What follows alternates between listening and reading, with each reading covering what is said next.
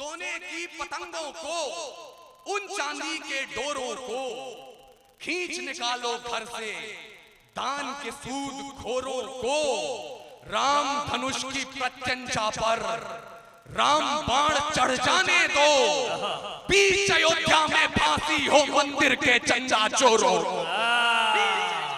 वाह वाह वाह। तब 78 साल पहले जा चुके हैं वो, और मुझे दुख होता है, मुझे पीड़ा होती है, मुझे दर्द होता है जब आज लोग ये कहते हैं कि राम मंदिर की चंदा चोरी 120 करोड़ हिंदुओं के आस्था पर चोट है। आपकी सनद पर बोल रहा हूं, राम मंदिर की चंदा चोरी 120 करोड़ हिंदुओं की नहीं, 150 करोड़ हिंदुस्तानियों की आस्था पर चोट।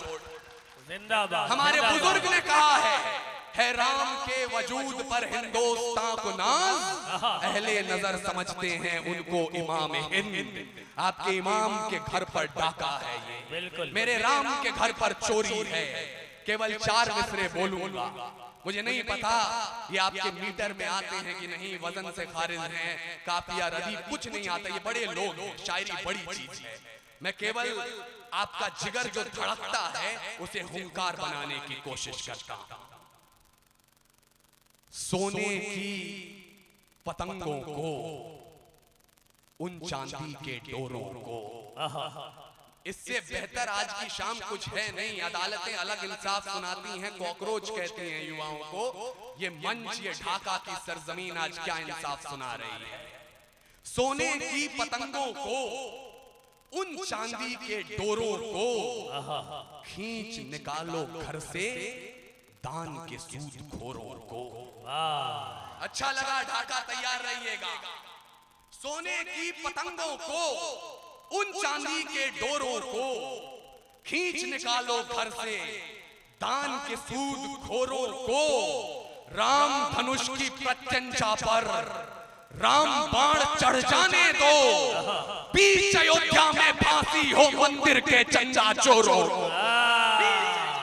वाह वाह वाह। तब मैं मानूंगा कि ये हिंदू राष्ट्र आ रहा है, ये राम राज आ रहा है। और राम राज का क्या मतलब है? राम राज का मतलब वो है जो लक्ष्मण को अपना भाई समझे तो शबरी को अपनी माँ। राम राज का मतलब वो है जो भरत को अपना भाई माने तो केवट को उससे कम दर्जा न दे। क्या हम उस राम राज के करीब हैं? देखिएगा नौजवानों जिनके हाथ अब तक खामोश थे, मुझे मालूम है आप मोहब्बत का इंतजार कर रहे हैं। यहाँ मोहब्बत की शायरी होगी, गीत गजल सुनेंगे। कहाँ ये मंदिर मस्जिद आग इंकलाब की बात होने लगी।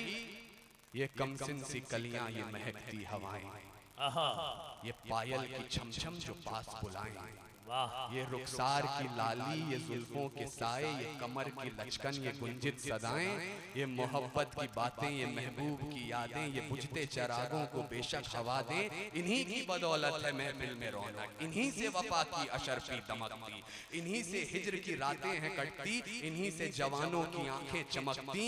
ये इश्क सवेरे की आस में है, ये इश्क सवेरे की आस में है, और रातों को जुगनू की तलाश में है। पर हमें आग पीने दो जिंदा जवानों की, जुगनुओं पे हमको भरोसा नहीं है।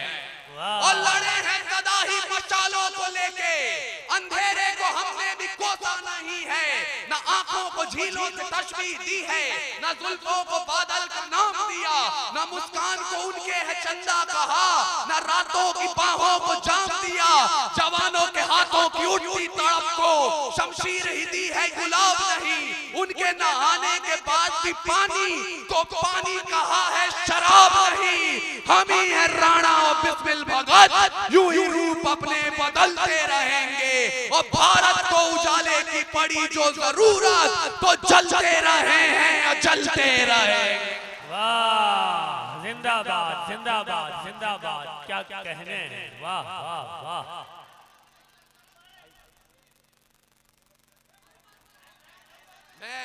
मैं आखिरी 2 मिनट आपके बीच हूं। देखिए, समय की सीमाओं का सम्मान हमें करना है, और मैं इस मंच का बहुत ही अनुशासित सिपाही हूं। 2 मिनट आपके बीच हूं तो कुछ जरूरी बातें हम करते हैं। कविताएं आप सुन रहे हैं, गजलें आप सुन रहे हैं, पन्ना आता है आजादी की लड़ाई का। 88 साल के बहादुर शाह जफर रंगून में नजरबंद थे। अंग्रेजों के एक चापलूस ने उनके नाम 2 लाइनें लिखी और जफर को सुनाई। बोले दमदमे में दम नहीं है, खैर मांगो जान की। ऐ जफर झुकने लगी शमशीर हिंदुस्तान की। उस बूढ़े शेर ने कील उठाई और दीवारों पर जेल की उन 2 लाइनों के साथ 2 लाइनें और लिखी, जो मेरे लिए इस मुल्क में मुसलमान भाइयों के ईमान का प्रमाण है। बहादुर शाह जफर ने कहा, बरखुरदार आप कहते हैं दमदमे में दम नहीं है, खैर मांगो जान की। ऐ जफर झुकने लगी शमशीर हिंदुस्तान की, तो जवाब भी सुन ले, गाजियों में बू रहेगी जब तलक ईमान की, तख्ते लंदन तक चलेगी तेग हिंदुस्तान की। वाह वाह वाह। उस कसम को मैं पूरा करना चाहता हूं, भूल जाइएगा। अब 4 धाम की यात्रा करते हैं या 5 वक्त की नमाज पढ़ते हैं, और जाते जाते मैं एक मशवरा और दूंगा। पता नहीं आप कोई भी हंसने के मूड में होगा नहीं, ना मैं हूं, लेकिन एक मशवरा है। अगली बार से मुशायरा 2 दिनों का कीजिए। एक दिन सबका सम्मान करिए और दूसरे दिन शायर अपना कलाम सुनाए। मुझे लगता है ज्यादा सफल होगा, ज्यादा कामयाब होगा। मजाक की बातें एक और, मैं इस पसीने की हर बूंद में एक इंकलाब देख रहा हूं। और बिहार यूथ ऑर्गेनाइजेशन अगर जंतर मंतर तक अपनी आवाज पहुंचा सकती है तो 20 जुलाई को पहुंचाए। 1 जाए, 2 जाए, 3 जाए, पर जाए, क्योंकि एक शख्स का मरना, एक शख्स की शहादत इस पूरी जमहूरियत पर एक धब्बा है। और अगर धर्मेंद्र प्रधान का इस्तीफा होता है, मैं डंके की चोट पर बोल रहा हूं, कल सरकार सपा की हो, भाजपा की हो, कांग्रेस की हो, वो जिम्मेदारियां लेगी कि अगर हम जिम्मेदारियों से चूके तो जनता कुर्सियों से उतार सकती है। एक की शहादत या करोड़ों की जिम्मेदारी, ये जिम्मा आप पर है। समय का शत्रु मेरे खिलाफ है, इसलिए अंतिम एक सौगंध उठाइए, भूल जाइएगा।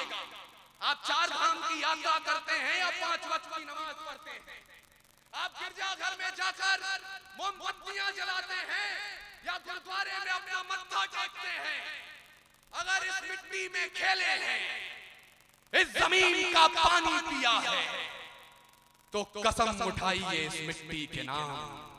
अब्दुल समद भाई, मैं आपकी मोहर चाहता हूं इस पे।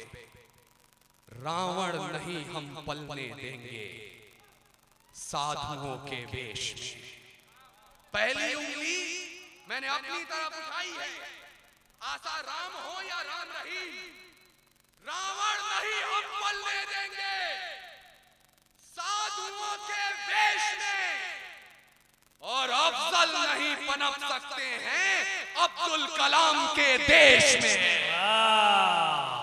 जिंदाबाद जिंदाबाद। मुझे लगा कि मेरे मुल्क में मुसलमानों की पहचान उस अजमल कसाब से नहीं होती जो 166 लोगों को मौत के घाट उतार रहा था।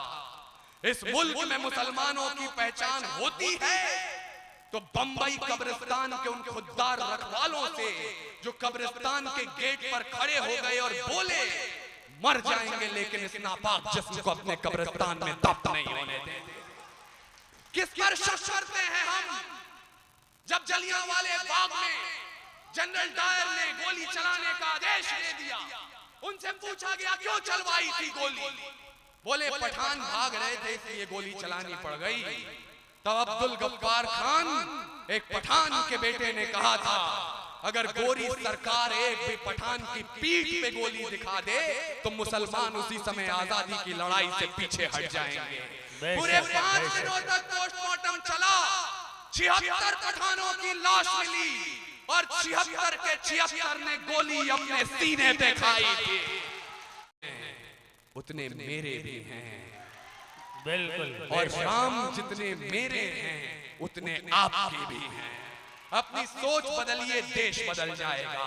रावण नहीं हम पलने देंगे साधुओं के वेश में, अफजल नहीं पनप सकते हैं अब्दुल कलाम के देश में। फौलादी हिंदुस्तान है ये, दुर्योधन की जांग नहीं, और भगत सिंह की मिट्टी पर खालिस्तान की मांग नहीं। जब मैं 4-5 घंटे वहां बैठने के बाद उठा तो मेरा हाथ यहाँ आया, ये कुर्ता थोड़ा सा फटा, इस पर रफू अगली 6 पंक्तियों पर आप करेंगे और मुझे लगेगा एक बिखरते हुए हिंदुस्तान को सिलने का काम आपने किया है। रावण नहीं हम पलने देंगे साधुओं के वेश में, अफजल नहीं पनप सकते हैं अब्दुल कलाम के देश में, फौलादी हिंदुस्तान है ये दुर्योधन की जांग नहीं, भगत सिंह की मिट्टी पर खालिस्तान की मांग नहीं। इतिहास पृष्ठ पर लिखे गए जो फिर वो पाप नहीं होंगे, 16 बार मोहम्मद गोरी हरगिज़ माफ नहीं होंगे। रण विजय के बाद रण के वस्त्र नहीं अब छोड़ेंगे, कलिंग फतेह के बाद अशोक शस्त्र नहीं अब छोड़ेंगे।